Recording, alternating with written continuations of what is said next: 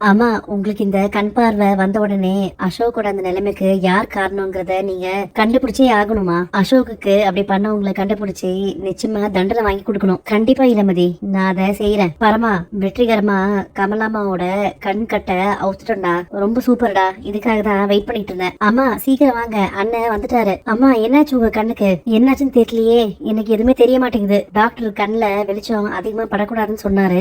அந்த கேமரால வந்து பிளாஷ்னால இவங்களுக்கு இப்படி ஆயிடுச்சுன்னு நினைக்கிறேன். அம்மா வாங்க, நம்ம ஹாஸ்பிட்டல் போலாம். இல்லப்பா, உனக்காக இங்க எல்லாம் காத்துட்டு இருக்காங்க, நீ போ. இன்னும் கொஞ்ச நேரத்துல பரம உன் கழுத்துல தாலி கட்ட போறாரு. கலாமா கிட்ட நீ விட்ட சவால்ல ஜெயிச்சிட்ட. இந்தாங்க, ரெண்டு பேரும் மாலையை மாத்திக்கோங்க. இந்தாங்க, தாலியை வாங்கிக்கோங்க. எனக்கு கண் இப்போ நல்லா தெரியுது, மறுபடியும் பார்வை வந்துருச்சு. அம்மா சூப்பர்மா, வாங்க உள்ள போய் அவங்களோட கல்யாணத்தை பாத்துடலாம். போ. கெட்டி மேலும் முதல் முறையா வாழ்க்கையில ஒருத்திக்கிட்ட தோத்து போயிட்டேன். அட பாவி, அந்த அசோக்குக்கு அப்படி செஞ்சுட்டு அவன் காதலிச்ச பொண்ணையே நீ கல்யாணம் பண்ணிருக்கியா? என்னம்மா இது, நீங்க என்னென்னமோ சொல்றீங்க. ஆமா இளமதி,